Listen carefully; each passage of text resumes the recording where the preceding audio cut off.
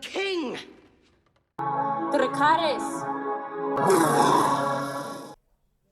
What's up, Headless Horde? Welcome back. Today we are going to go over our feelings. Yes, this is NYCC 101. We're going to go over our feelings. You have Headless Ned, the psychologist, in for you today. And sitting next to me is Lady Stoneheart.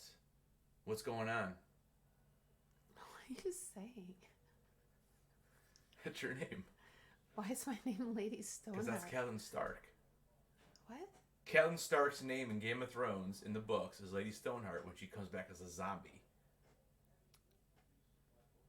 It's great. You love this banter, don't you guys?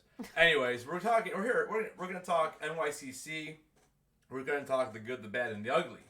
So we arrived on a Thursday at 3 a.m. So how did that go for you? Good times. Good times. You heard it here first. Why continue with the podcast? That's all you need to know. Yeah. So we got there at 3 a.m.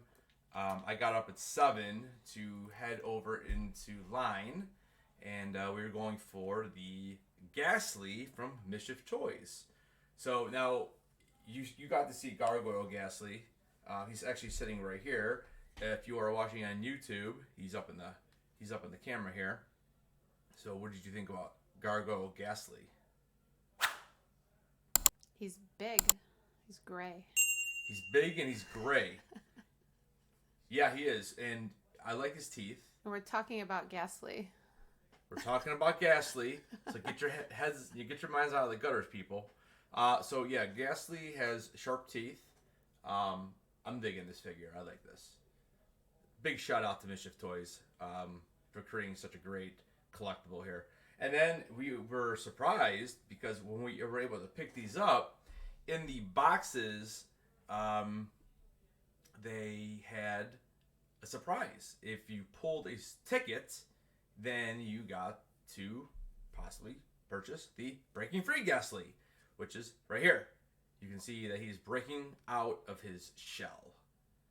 I really like how they did the red, and then the horns were yellow. And then they kind of brightened up his teeth a little bit, give him a little more color. But yeah, so that was the first thing we did on Thursday. We were able to go to Mischief Toys. We picked up our Ghastlies, and yeah, and that was actually Friday. That was Friday morning. Mm-hmm. So yes, we got there. We actually got there Friday at 3 a.m. Got in the line at 7 a.m. and we were able to pick that up right away. So Friday kind of went by really quick. I waited 3 hours in line for Steve Burns, and that's our boy Steve from Blue's Clues. 3 hours, and while I was waiting in that line, well, why don't you tell them what I had to go do? Is that when I went to Bucky? She went to see Bucky. Yes. Bucky Barnes, Sebastian Stan, and so we went there, and I just got us a scrubber as we're doing this. That's fantastic. So Carlos Q, I appreciate you. We're not even live. we're getting subscribers. But anyways, yeah. So she went to see Sebastian Stan, and he signed our Infinity War Bucky Barnes Funko Pop, and she was able to get him to sign it Bucky on the bottom, which was pretty cool because I know not many people ask for that, so that makes it a little more unique. So how was meeting Sebastian? I didn't think he wanted to be there. He wasn't too stoked to be there. So I had heard that they overbooked him on his autographs, and that did not make him happy. Now you gotta remember though too, he was only there one day, so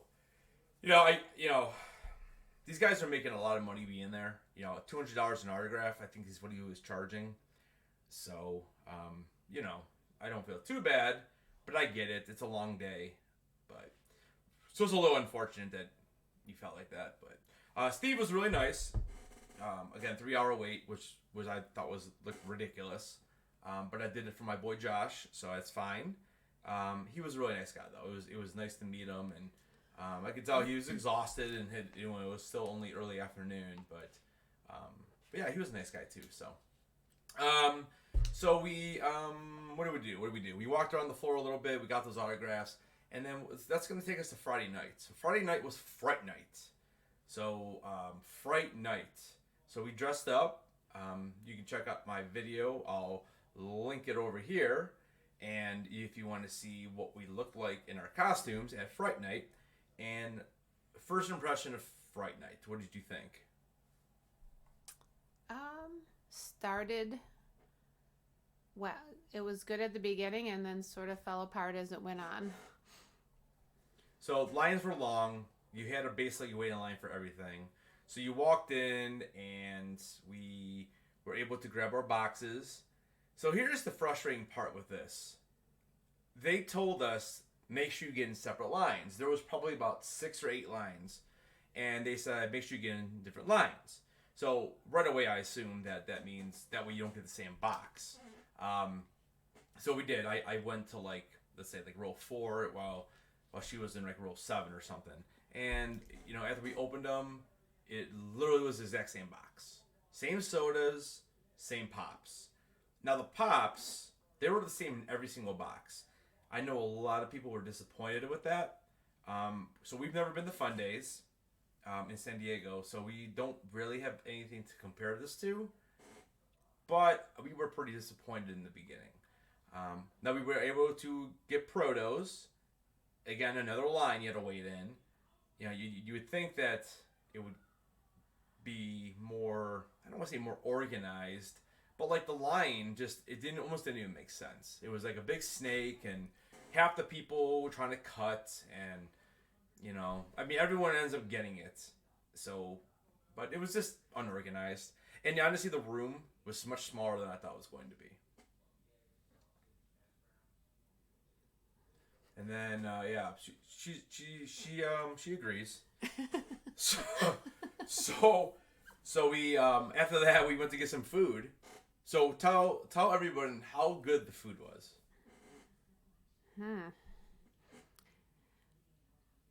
There wasn't much food to speak of, and we didn't have much to compare it to because we haven't been to this before. But what I've heard about SDCC, when they have it there, the food is endless and there's never a lack of anything.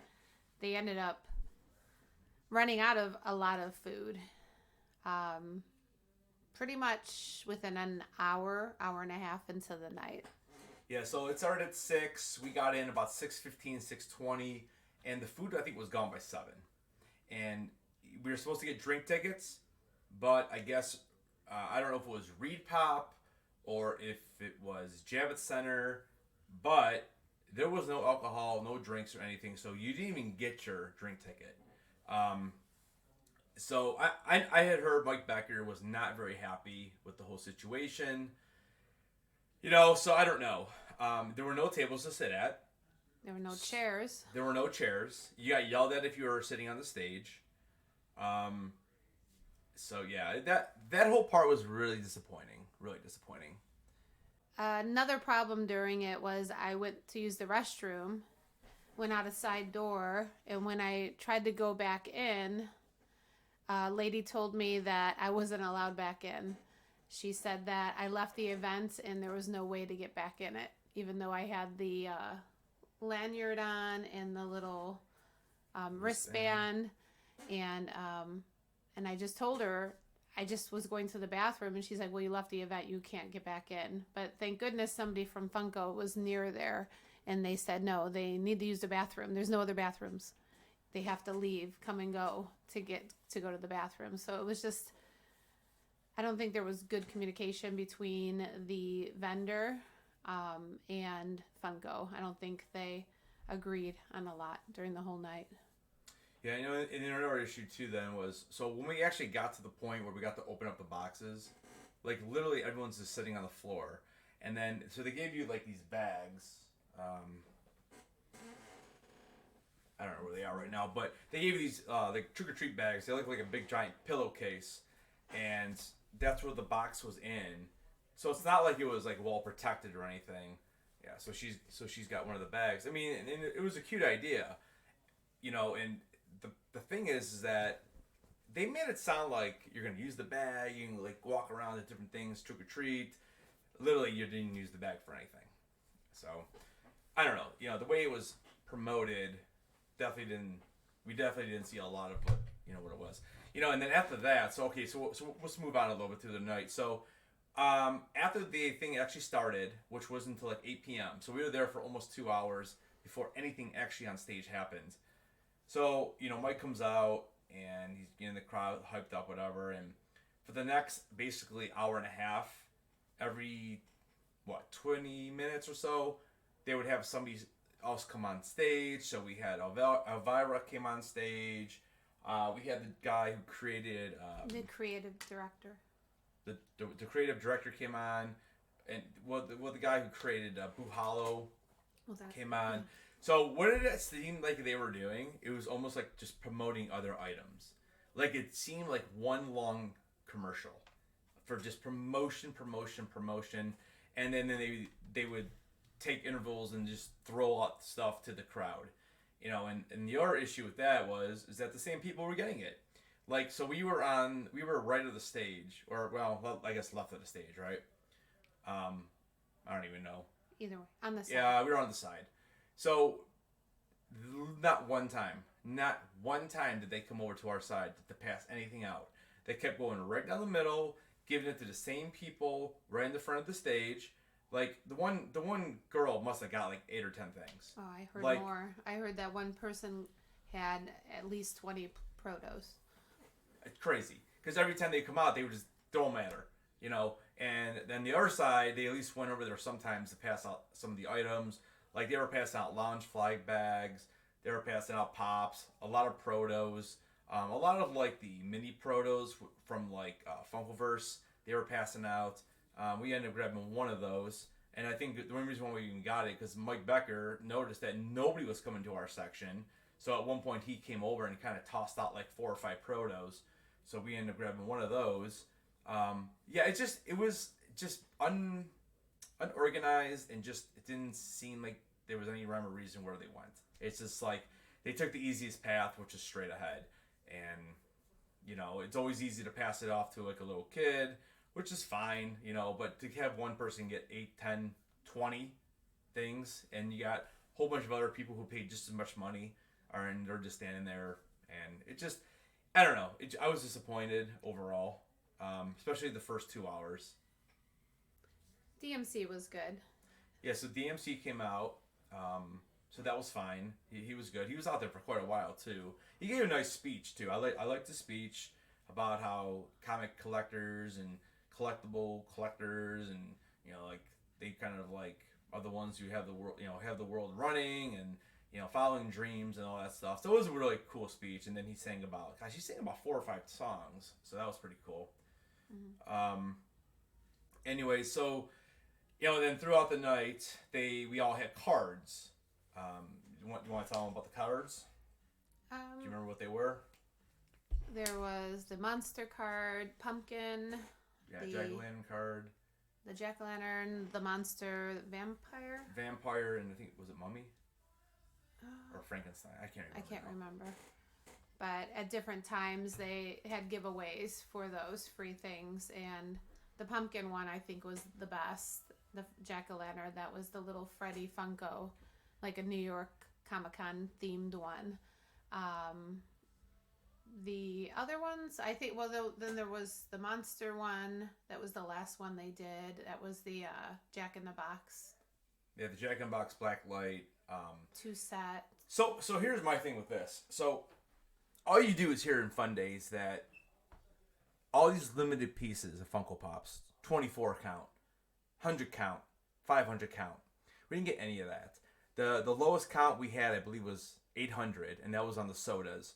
So, like, all the free stuff they gave out was, like, common items that you can just go pick up on Funko Shop.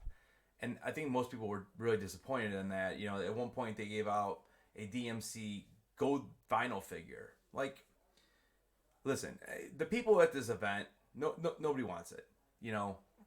Nobody wants it, and you were able to snag an extra Fright Night Freddy.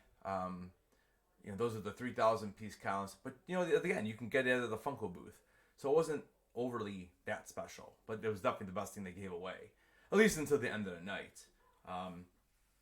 So throughout the night, then Mike Becker will come out and he'd talk about how we need to get some spirit, and they had these little screens come up with this scream meter or whatever it was called, and spirit meter, and so basically throughout the night they just kept having these guests come out, and each time the meter would go up, and finally we got to like 100%, and that was the big reveal of the night. So it was a Blacklight Freddy Funko Fright Night 2 Funko Pop.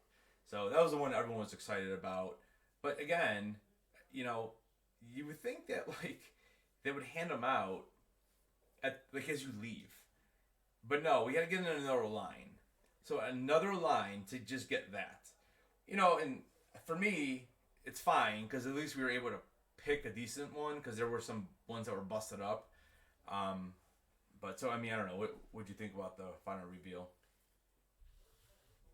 It was good. It was a nice pop, but it just the whole night was very unorganized, and the room was too small, or they just had too many people there.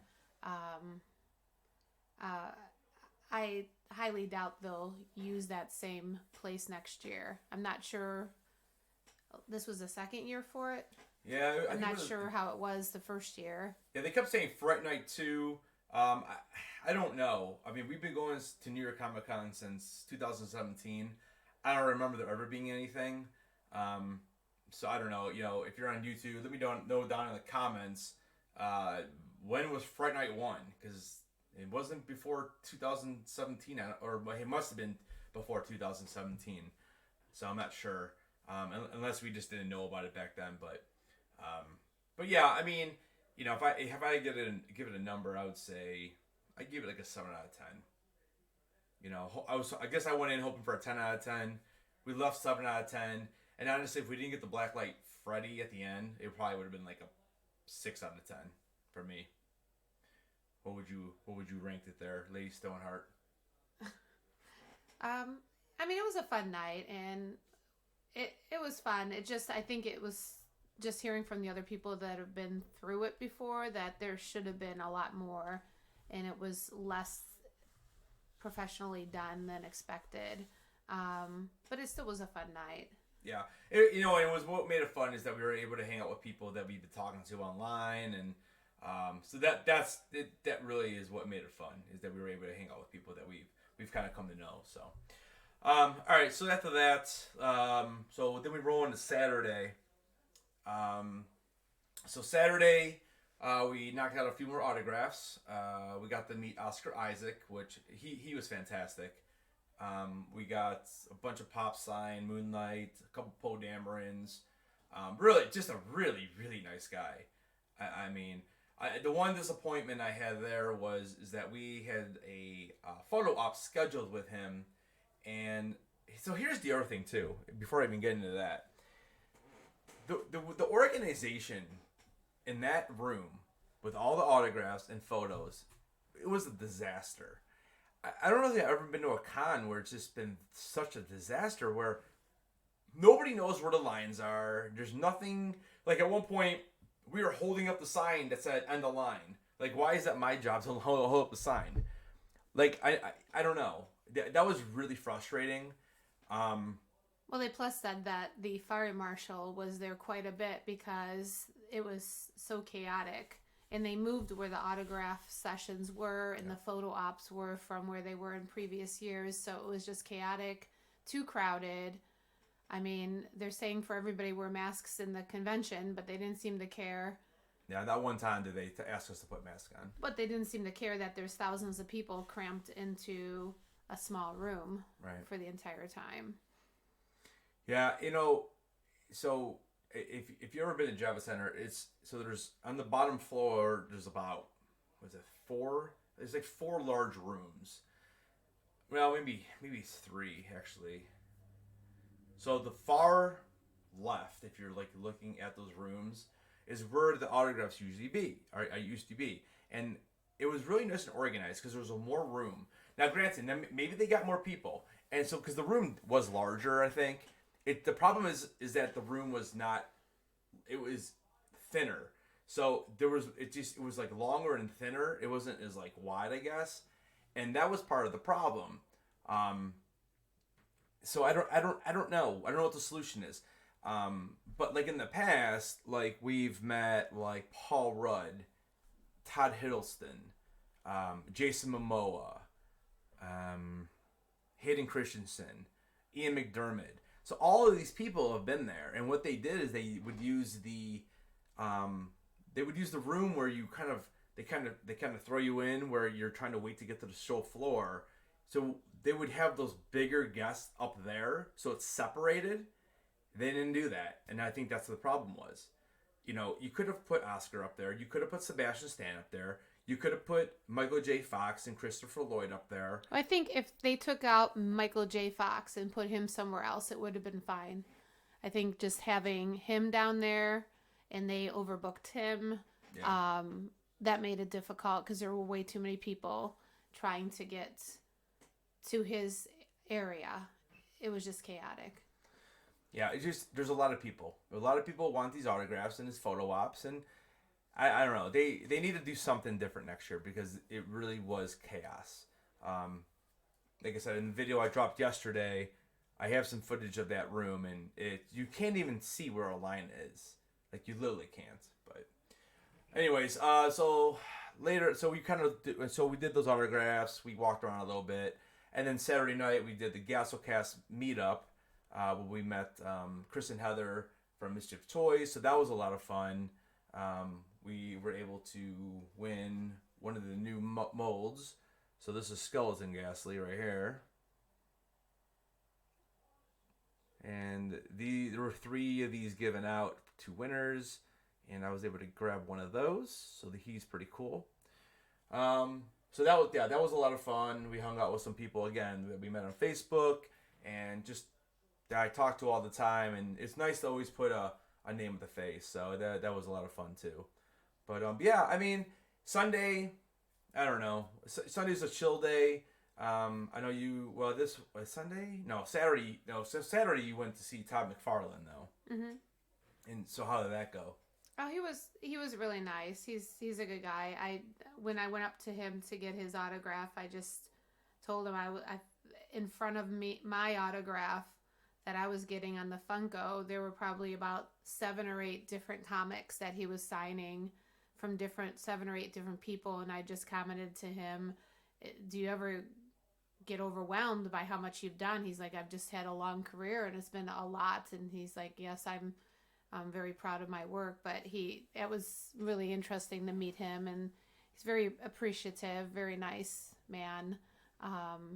And he showed up on time. His line was very organized. It was actually on the show floor, but it was extremely organized, and he was very conscientious of people's time, and it went very smooth, the whole process for his autograph. Yeah, and I met him back in 2019, and the guy's fantastic, very funny. Like you said, he's done so much in the comic world, and I'm surprised sometimes he knows all that he's done. But yeah, so Sunday, it was more of a chill day. We kind of just walked the floor a little bit. I did wait in line for, I think his name is Tom Carney, I think. I can't quite remember. I think it's Tom Carney or Kearney, one of the two. Or Tom Kenny, maybe, was it? Kenny, I think it's Tom Kenny. The voice of SpongeBob SquarePants. Again, very, very nice guy. But again, the wait was 2.5 hours. It's, that 2.5 hours. Tom Kenny. But 2.5 hours, that is a long time to wait. Unless the person is late because of photo ops or prior engagement, something.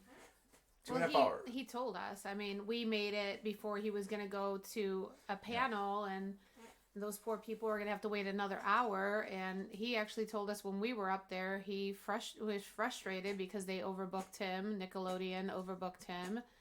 And he he felt bad because all these people are waiting for him and he has no choice but to keep on leaving and going to a panel and then going back to autographs. So he seemed frustrated too that he was overbooked by Nickelodeon. Yeah, if I would have got online like probably 10 or 15 minutes later, we probably would have had to wait another half an hour at least. So, but that I think that was the only autograph I got on Sunday. And like I said, we walked the floor a little bit. But yeah, I mean, overall, it's always fun. Listen, Fright Night was a little disappointing. The lines were disappointing, but it's also nice to be it's nice to be back to cons. Although, most people did not wear a mask like you're supposed to. It is what it is. But yeah, I mean, overall, I think it was fun. And then finally, at the end of our trip on Sunday night, we went to see the Harry Potter in the Cursed Child play. This was 3.5 hours, which is crazy to think that the play was 3.5 hours, but I waited 3 hours in line for Steve from Blue's Clues, But the play was really good. How they did some of the tricks in it is amazing. How you can do that on a stage. It was maybe a little long for me. 3.5 hours is a long time to sit there and watch live actors, but I thought the play was really good. I don't know. What did you think about the play? It was really good. It was a good play. Special effects were good. The theater was beautiful. The whole theater is made just for Harry Potter. So the carpeting, the walls, everything. There's interactive features throughout. Gift shop was really cool. No, the play was really good. It was long, but the special effects were good. The story was done well. Yeah, I mean, especially if you're paying hundreds of dollars for a ticket. I mean, I guess you don't mind spending 4 or 5 hours there. So, but yeah, so overall, I thought NYCC was really fun. Today we actually did a live and for SDCC returning registration. So we are able to get our tickets. The only thing we didn't get was preview night, but we will have another opportunity for that when those drop for open registration. So we're hoping that we can still grab those. But we were able to get all 4 days, so we're excited for that. All right, any final comments you want to make about the NYCC? It was a good time. Always overwhelmed by being in New York, and there's a lot to see and do, and never get to do as much as we want to do, but it's a good time.